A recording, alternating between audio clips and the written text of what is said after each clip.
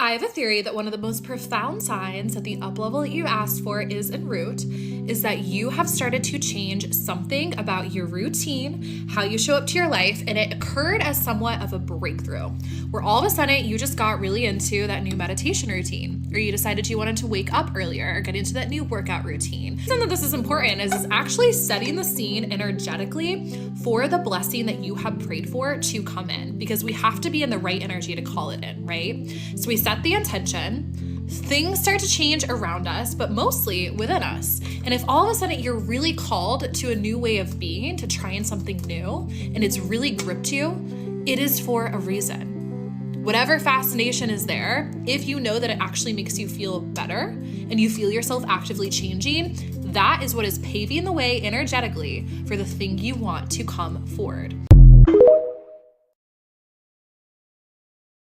You thought the love of your life was the guy who wouldn't post you on social media because he doesn't post, but he still has the photos of him and his ex-girlfriend up. 3, 2, 1 way to know that you're actually over your ex is when you're out in the world, you're experiencing life without them, but something triggers you, something reminds you of them, you hear a song, maybe you even see them. And when it happens, you feel absolutely nothing. That is the greatest fucking feeling in the world. There's a study that I love that I think more people should know about. They followed people over 20 years and they checked in every 5 years, and they started with the first date. When you met this person, you write down your impressions.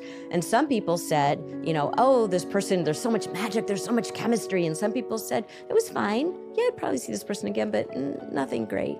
Right? And then they followed them every 5 years. And what they found after 20 years was that the people who were happily married to each other did change their story. So at the time they had said yeah, I'm not really sure. Nice person, no butterflies, no spark. They said, oh, I knew right away. They changed the story because now the story is filtered through the way their marriage is now. People who were unhappy, who got divorced or were still married but were unhappy, said things like, oh, there was no chemistry. There was never any chemistry. I knew right away, even though at the time they said magic, right? That's so good. So I think it's so important for people to realize that don't listen to what your friends say about how they met, because it's going to be filtered through how they feel about each other right now. Hot take, but I kind of like when they end it, because I knew it was gonna end. Women know that intuition, baby. I knew months ago this was never gonna work out, but I was gonna see it through because Mama didn't raise no quitter. Kind of like when they have to end it, because I'm just we knew this, and then they have to use their brain and communication, which is really hard. So I like to kind of see them squirm, and he's like, you know what, I don't see this going anywhere, and I'm like, bingo, bingo, I knew that. So glad we're on the same page.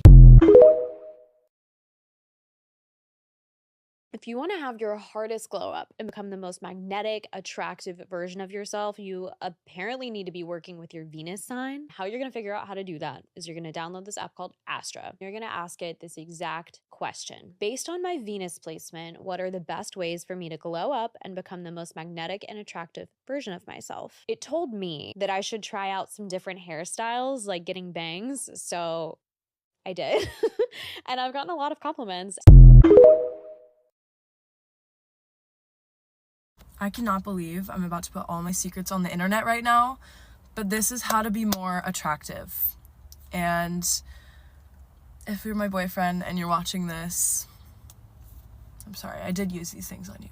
Since a very young age, I have been determined to know exactly what makes people click. I am so fascinated by what makes people attracted to you. I have a weird interest in it. So I know more than I should on this topic. Before I get into the real don't hate the player, hate the game type of stuff, I'm gonna get into the little psychological things that you can make yourself more attractive with. First of all, wearing red. Red will scientifically make you look better. I'm sure many of you know this, but this is a scientific fact. Just a little thing, putting that out there. Wear red. to anything. If you're first meeting somebody or you want to make them attracted to you, red is your color. Do not talk bad about anybody when you're with somebody you're trying to impress. It is such an ugly look, and it will not help you. It will only make them look down on you because it's ugly. Never, ever talk about a previous partner. Ever. It is so unattractive, you guys.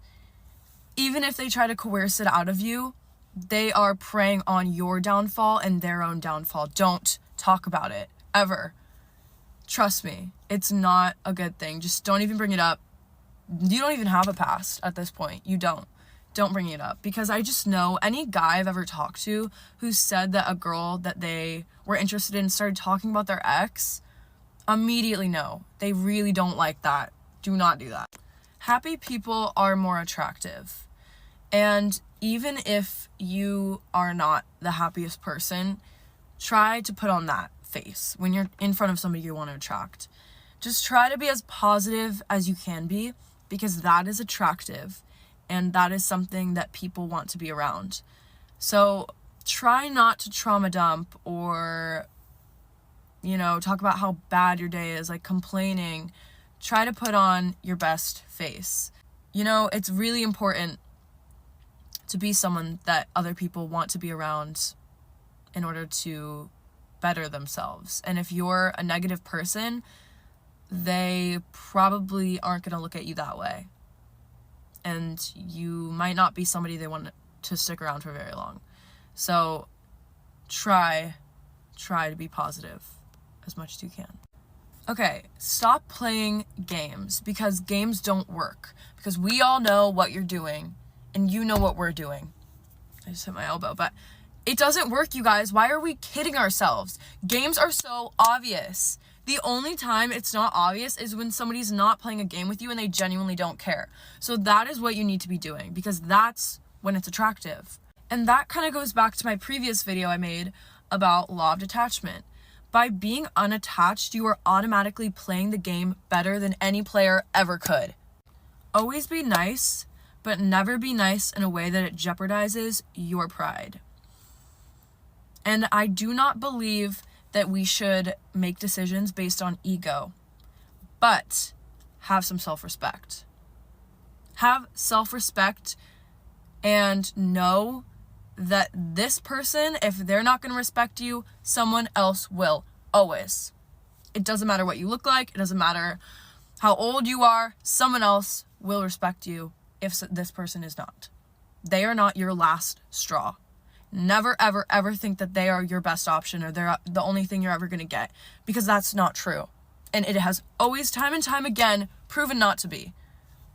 For everybody in this world. Anyway, pursue every opportunity that comes your way, but do not chase them. Pursue something while also attracting it. So pursue it by saying, yeah, I'd love to hang out with you.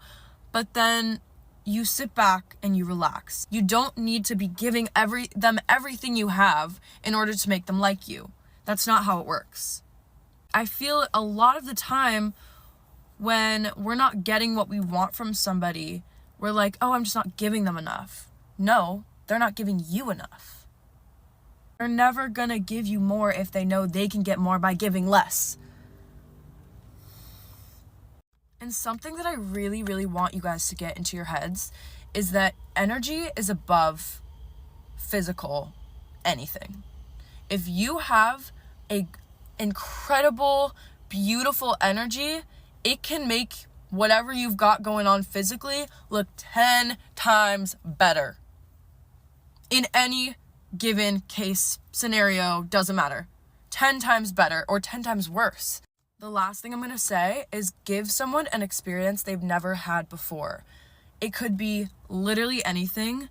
Going to a new restaurant, trying it doesn't matter, anything new. And it will make you more attractive. I'm not even sure the science behind that. I just know it works. Works without fail. Try something new. Give them a new experience. Something where they're going to be like, oh my gosh, they're not like the others. It works. And it's fun. Anyway, I'm getting a headache. I gotta go. But good luck. The best advice about men you could give to a young lady is to go get another one. He's not acting right, go get another one. He's not supporting you emotionally, go get another one. He's a cheater, get another one. Liar, get another one. Sing with me. Get another one. Go get another one. You are young. You're a young lady. Go get another one. The sea is yours. Get another one.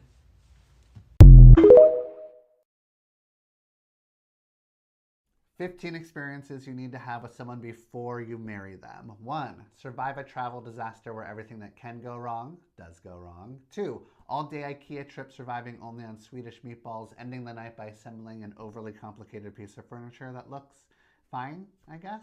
3. Holiday family visit back to their hometown just so you can see how triggered your babe gets and witness their regression into bratty teenage self.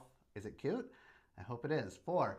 A 2,000-mile road trip trapped in a car where you take turns listening to your favorite guilty pleasure albums without being a judgmental turd. 5. Spend an entire day at the DMV attempting to get your license renewed and ultimately failing. 6. Try your best to be intimate but feel so anxious that none of your parts end up working the way you want them to. 7. Kayak together. 8. Wait in a 90-minute long line for brunch while absolutely starving. Honestly, this is where I thrive. 9. Watch their favorite team lose a big game with 1 second left and a heartbreaking loss. Any Bears fans out there? 10. Host a dinner party together where you handle the cooking, cleaning, and entertaining without snapping at each other. It is impossible. 11. Get sick at the same time and see how you handle being miserable and caring for each other simultaneously. And who's the biggest little baby? 12. Adopt a pet, even temporarily, and negotiate who handles poop duty at 3 a.m. 13. Experience a snowstorm or blackout where you're forced to bond over candlelight and no Wi-Fi. Ooh, how retro and boring. 14. Survive a truly awkward double date with another couple that just can't stop arguing. I love these dates, so much judgment to make. 15. Spend 30 minutes experiencing the other person's social media algorithm to see how their phone really sees them and get a glimpse into who they really are. Who are you currently identifying more with? Past you or future you? Because I've noticed that every single time I'm feeling stuck and I'm stuck in an old story and I'm like, this isn't gonna work out for me, things aren't going well, I realize all of a sudden, no, I'm recycling old stories from the past. That's like my high school self talking right now. That's the version of myself a few years ago talking right now. But my future self, no, she would view this differently. She would be like, of course this is gonna work out for me. And when she switched that story and you decide, I've got 2 paths in front of me right now, I can evolve or I can repeat, and you choose to evolve and you choose to show up as your future self, that's when the game changes. That's quite literally how to change your life. How old are you? 77. How does it feel to be 77? I'm proud of being 77 when people say to me how old you are. I don't shy away from telling them because I'm not blind. I know I look good for 77. I have my wrinkles, but I exercise. I'm happy. I don't have bitterness in my heart. I try to be kind. What is something you thought was really important when you were younger, but as you got older, you realized it wasn't that important? Material things. When you're younger, you have to get whatever's in fashion. You have to get the right clothes. Everything has to be what all your girlfriends are doing and so on and so forth. As you get older, none of that really matters. I don't think there's anything more important than family and friendships, relationships. And I think the other thing is being content to be who you are. When we were younger, we tried so much to be like the stars on television. And the best person we can be is the best person who we are. So how do people find out who they are? You really know who you are when you're called to be your best in the worst of situations. My long-distance boyfriend dumped me a week ago, so if you've just been dumped, here's my advice. If someone doesn't want to be with you, you do not want to be with them. This one is such a big one, and I have spoken about it before, but knowing your self-worth is so important, and you should not want to crave to still be with them if they've literally told you that they don't want to be with you. You know what I mean? Like, you're worth more than that. Obviously, you can hold on to those moments and still value the relationship of what it was, but stop longing for the future because it's not there. Being dumped is a really good time to focus on what you brought to the relationship and start reflecting And if you were really happy in that relationship, don't forget that you are 50% of it. So you're probably 50% of the happiness that you had, or even more. So yeah, reflect, but don't forget who you are. This one's a pretty classic one, but everything happens for a reason, and I really back this one. Trusting the process and kind of just letting things play out, because I mean, you might as well. You know, are you really going to sit around and just be, I don't know, upset for months on end? Like, yes, you can. That's totally fair. But I don't know. I'm just out here trusting the universe that it's got a bigger and better plan for me. Might as well take a positive spin to it if you can, because otherwise you're just going to feel sad. You know, just because something was great doesn't mean it needed to last. There's that saying that people come into your life for a reason, a season, and a lifetime, and I feel like that's so true. You can kind of just take the learnings from a relationship and move forward. This one's an obvious one, but it's a good reminder. If someone else has gotten through heartbreak, so can you. Often we feel alone, but we're not. And I feel like this is just like a fact of life, right? There's always going to be people that, you know, you wanted to be with and they, for whatever reason, don't want to, and that's okay. Everything happens for a reason. Having an all-time low means that you're gonna have to come back up. So yeah, with all of those dips, there will be ups. What is it? Peaks and troughs. So don't be so hard on yourself when you're in your low, but you need to be positive and remind yourself that I will come back up, because we always do. This one could be a little bit controversial, but I don't really believe in right person, wrong time. I kind of just think it's wrong person. And that's okay. Like, you just weren't meant to be together. Let yourself be excited about the future. I feel like fantasizing about the possibilities is important, at least for me. I feel like that's what helps me get through, rather than like thinking about all of the possibilities with that other person. Think about all of the new exciting times that you're going to have with your new husband. I think as well, just let yourself still think about the relationship and the person, and be happy that you got to share that with that person, because ultimately you've learned something. Hopefully they've learned something, and yeah, bye. Fun fact, your brain is literally wired to pick a familiar hell over an unfamiliar heaven. So the next time you're staying with him, even though he fucking sucks, maybe it's just because he's familiar and you're afraid of the unknown. If you ever wanted to know how to get your man to do things for you, to spoil you, I'm going to tell you what to do. Now, this one's based in dark psychology, but it's very effective. You need to be activating his hero complex. Let me explain. Men are natural hunters. They are doers. They are fixers. They don't usually show love very well with emotions. They show love by doing. Now, where a lot of women go wrong with this is they're so used to taking care of themselves. Especially the women that grew up as the oldest sibling. They were the handler, they were the fixer. They had to take care of everyone and make sure the whole ship stayed afloat. You might have had a bad experience depending on other people, and you vowed to never be at someone's mercy ever again. But you need to learn to turn that on and off. Remember this: come to the table how you want to be served. If you are Betty the Builder, you're the fixer, you're the mechanic, you're the accountant, you're the cook, you're the driver, you are everything. There's no place for him. There's no place for him to do anything. And the biggest reason why most women aren't getting their man to do anything for them is because they don't want him to think they're using him. When in fact, it's a side of himself that he needs to fulfill. And if he doesn't do it with you, he's going to do it elsewhere. Being able to solve the problem, being the one to save the day, it makes them feel like men. Being self-sufficient is important in the world, but you need to learn how to turn that on and off. So here's what you do. You start small. Begin to ask him his opinion on things. You escalate that to asking him to fix a problem. The more you lean into your feminine energy, the more he will lean into his masculine energy. It's a muscle. The more comfortable you get asking for things, the more comfortable you'll get receiving things. Every time you're asking for something, think of yourself as doing him a favor. He gets to tap into his hero complex and be the man that he craves to be.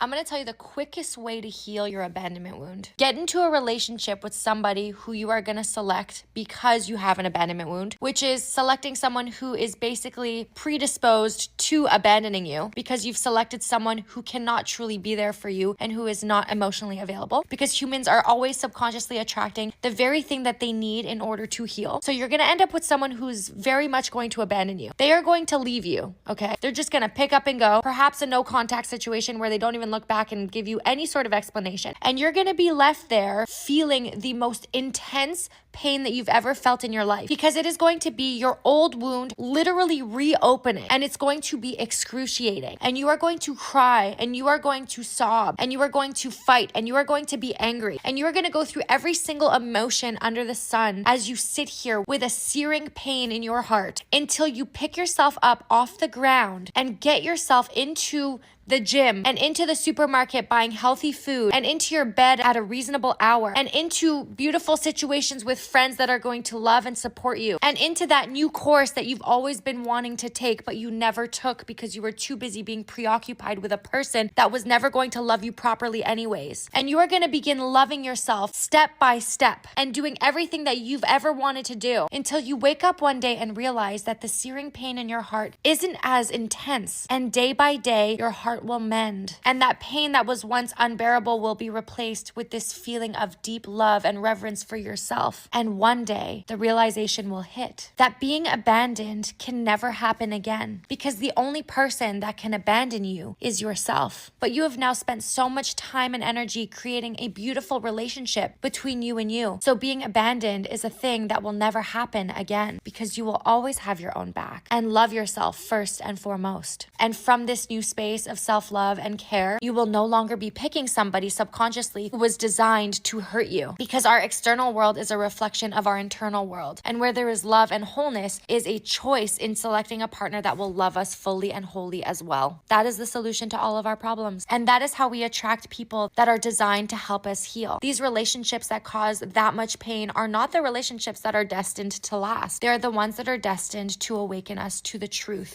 that we are whole and beautiful exactly as we are. And up until now, all we've been doing has been walking around with the weight of the belief that we are not. I hope this was helpful. I offer calls. The link is in my bio.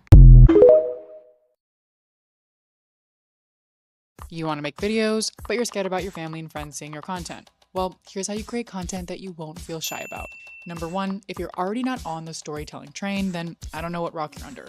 But it seems like everyone is talking about it and many don't know how to do it. So you should probably watch these videos I posted where I dissected my story structure. And literally anyone can copy it and not have the same story as me, because it's your story you're telling. And number two, be okay with content not landing immediately. Look, it takes time to build anything well, but start writing now, because yes, writing your content is 10 times more important than filming or editing.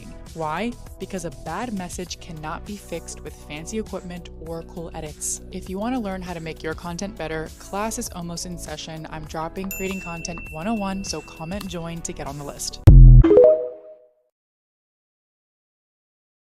Exactly a month ago, I did something that I think has started to change the trajectory of my life, and it was all thanks to an episode that I listened to on the Resilient Mind podcast. The episode that I listened to was Steve Harvey talking about how to essentially achieve your dream life.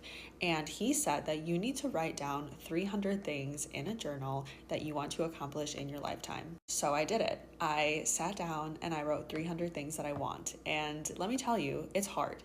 It took me, I think, 2 or 3 days to actually finish the list from 1 to 300, because once you get to 50, it's hard. You really have to sit there and ask yourself, what do I want? And there's so many benefits to doing this. One of them being the more that you write down your goals, the more your brain is going to start taking action to achieve those goals versus you just thinking about it. And on top of that, as you start looking at this list year by year, within a year, you should be able to accomplish at least 30 things from that list. It's only been a month, and I think I've already been able to cross off like 4 or 5 things from my list of 300 things. So already my brain is starting to take action on the things that I want to accomplish, and it's really cool. So it's really empowering and motivating to see that I've been able to accomplish a lot of things essentially in such a short amount of time, to the point where now I get excited thinking about a year from now on November 17th, 2025, how much more of that list is going to be highlighted and checked off?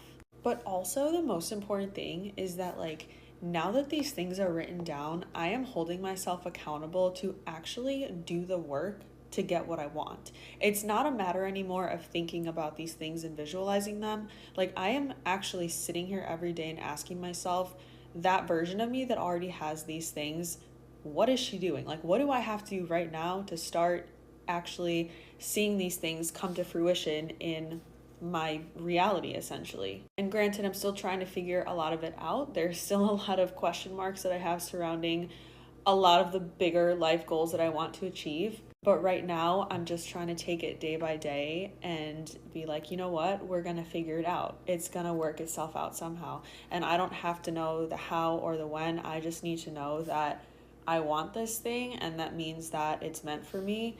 And whatever steps that I need to take to make it happen, it's just going to come to me some way, somehow. So if you are someone who is a very like driven individual, you know you want to accomplish so many things, you know that you have a bigger purpose for yourself in this lifetime, and you don't necessarily know what it is, start writing down the things that you want to accomplish, both big and small. And that's going to help you get so clear on what you want, but it's also going to help you start taking the action to make it happen. Live life. People can't connect with you if you have no stories to tell. Clock it. How are you going to walk into a room where you want your life to completely change, to be around the people that can change that, to be the person that can change that for others, if you just sit in your room and do nothing, or tell yourself that you're an introvert, or tell yourself that you don't have a lot of friends and you don't try to find a community? Find communities that resonate with you. It is so important. It is so important to find what makes you thrive. It is so important to find what makes you thrive. If you find yourself just sitting in a room watching Netflix, it's the same thing every day. You go to work, come home, watch TV, and do nothing else. You cannot have the dream life that you create because there's no depth. Get out of your shell. Fail, then fail again, and watch you succeed. $500. What do I do with it? What's the goal? To just make more of it. Do you know what you're going to go do to make more money? Maybe investing, real estate, stocks. First off is you just got to pick one. Because if you try to do 3 or 2, it's not a winning recipe. Success leaves clues. If you talk to people that have won and made a lot of money, they will all tell you they did one thing for a long period of time and then they won. So stay with one thing. Yeah, it's called focus. You know what focus stands for? Follow one course until successful. You got $500, pick one thing. If you go all in and the money goes away and you didn't win, you'll learn so much about yourself. It's worth doing that. You learn from your mistakes. They're not mistakes if you learn. It's like falling off a surfboard the first time you surf. Did you fail at surfing? No. No, you just learned how not to stand on the surfboard. Get back up.